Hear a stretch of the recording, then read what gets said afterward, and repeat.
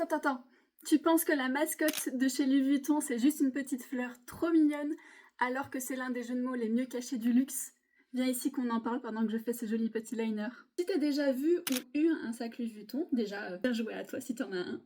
Et ensuite, vous avez déjà dû remarquer ce cuir clair qui se patine avec le temps. Et chez Louis Vuitton, il faut savoir que ce cuir s'appelle le VVN, pour vachette végétale naturelle. Et lorsque l'on prononce en anglais le VVN, on obtient Vivienne. Et voilà, Vivienne est née. Mais elle n'est pas là que pour le nom. Regarde bien sa tête, c'est le fameux monogramme en forme de fleur de chez Louis Vuitton. Son œil, un clou de mal historique.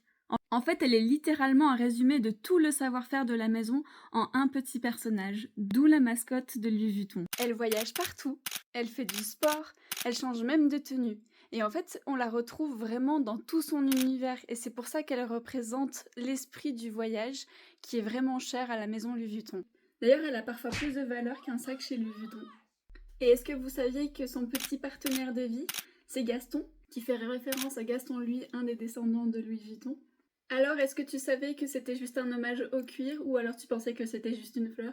En tout cas, n'hésite pas à me le dire en commentaire. Moi, en attendant, je vais rayer Louis Vuitton de la série maquillage puisque je viens de le faire, même si je pense que peut-être que j'en ferai d'autres étant donné qu'il y a tellement d'anecdotes à raconter au sujet de cette maison. N'hésitez pas à checker mon profil parce que j'ai aussi expliqué comment j'ai réussi à obtenir un poste chez Louis Vuitton grâce à un maquillage justement.